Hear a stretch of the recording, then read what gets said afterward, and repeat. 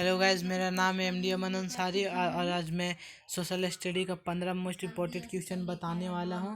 ठीक है, इसलिए मैं पहला क्वेश्चन से स्टार्ट करता हूं, ज़्यादा समय नहीं लूँगा। पहला क्वेश्चन है, मेजनी का संबंध किस संगठन से है? तो मेजनी का संबंध जो होता है वह होता है कार्बोनारी से। ठीक है, मेजनी का संबंध किससे है?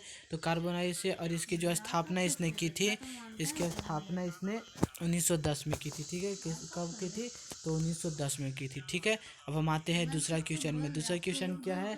तो अखिल भारतीय ट्रेड यूनियन कांग्रेस की स्थापना किस वर्ष हुई थी? तो देखिए, अखिल भारतीय ट्रेड यूनियन कांग्रेस की जो स्थापना हुई थी वह हुई थी 1920 में। ठीक है, 1920 में।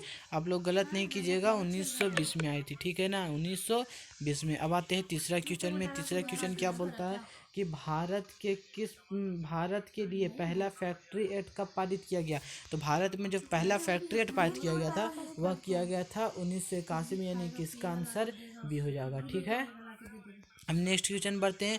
जनसंख्या का घनत्व सबसे अधिक कहाँ होता है? तो जनसंख्या का घनत्व जो सबसे अधिक होता है वह होता है महानगर में। जनसंख्या घनत्व का मतलब होता है कि कम जगह में ज़्यादा आबादी। ठीक है, उसको कहते हैं जनसंख्या घनत्व। और सबसे ज़्यादा जो होता है वह होता है महानगर में। अब आते हैं हम पाँचवा क्वेश्चन में। क्या बोल रहा है? तो अंतर्राष्ट्रीय महिला दिवस कब मनाने की घोषित किया गया? तो अंतर्राष्ट्रीय महिला दिवस जो मनाने घोषित किया गया था वह किया गया था 8 मार्च। और 1975 को महिला वर्ष भी कहा जाता है, और 8 मार्च को अंतर्राष्ट्रीय महिला दिवस भी मनाया जाता है। ठीक है, अब आया रॉबर्ट ओवेन का छठा क्वेश्चन है। तो रॉबर्ट ओवेन किस देश का निवासी था? ये बोल रहे रॉबर्ट ओवेन किस देश का निवासी था? तो रॉबर्ट ओवेन जो था वह था इंग्लैंड का निवासी, यानी कि इसका आंसर डी हो जाएगा। अब हम बात करते हैं 7वां नंबर। क्या बोल रहा है? तो नरोत्तम सिहानु कहाँ के शासक थे? तो नरोत्तम सिहानु जो शासक थे वह थे कंबोडिया का। ठीक है, गलत नहीं बोलना है, नरोत्तम सिहानु कंबोडिया का शासक थे। ठीक है, अब हम आते हैं नेक्स्ट क्वेश्चन में। नेक्स्ट क्वेश्चन बोलता है, आर्य समाज की स्थापना कब और कहाँ की गई थी? देखिए, ये क्वेश्चन पूछता नहीं है लेकिन फिर भी यहाँ दे दिया, आर्य समाज की स्थापना कब और कहाँ की गई थी? तो यह जो स्थापना हुई थी वह हुई थी 1975 में बम्बई में। ठीक है, 1975 में बम्बई में हुई थी। इसके जो स्थापना किए थे वह किए थे स्वामी दयानंद सरस्वती ने। अब देखिए नया क्वेश्चन, 9वां क्वेश्चन क्या बोलता है? न्यूनतम मजदूरी कानून कब बनाया गया था? जो न्यूनतम मजदूरी कानून बनाया गया था 1948 में, यानी कि इसका आंसर हो जाएगा बी। अब हम नेक्स्ट क्वेश्चन का बात करते हैं। 10वां क्वेश्चन क्या बोल रहा है? तो लंदन में अनिवार्य प्राथमिक शिक्षा कब लागू किया गया? तो लंदन में जो अनिवार्य प्राथमिक शिक्षा लागू किया गया था वह किया गया था 1870 में। ठीक है, अब देखते हैं 11 नंबर क्वेश्चन क्या बोलता है। बोलता है, रक्त और लौह की नीति का अवलंबन किसने किया था?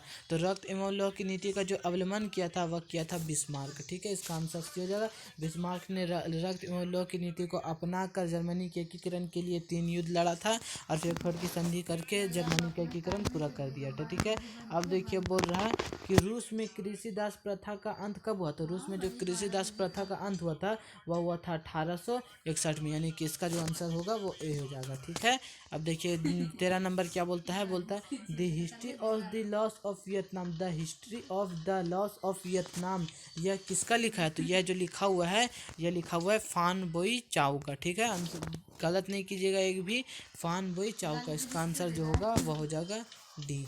अब देखते हैं अगला क्वेश्चन। देखिए, सौर ऊर्जा निम्नलिखित में किस प्रकार का संसाधन है? देखिए, पहले हम यहाँ पे ऑप्शन पढ़ लेते हैं इसमें।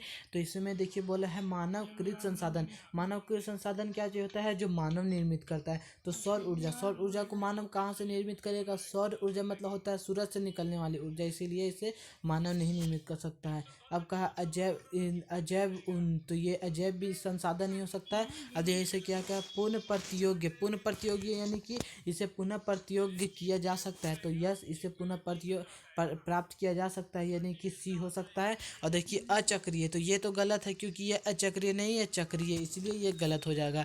यानी कि इसका जो आंसर होगा, इसका सही आंसर क्या होगा? इसका आंसर सी हो जाएगा। ठीक है, इसका आंसर सही सी हो जाएगा। अब देखिए लास्ट क्वेश्चन के बारे में हम बताते हैं आप लोगों को। क्या करा है? सोपानी कृषि किस राज्य में प्रचलित है? तो जो सोपानी कृषि होती है वह होती है उत्तराखंड में। सी। ठीक है, यह था मेरा लास्ट क्वेश्चन। बाय।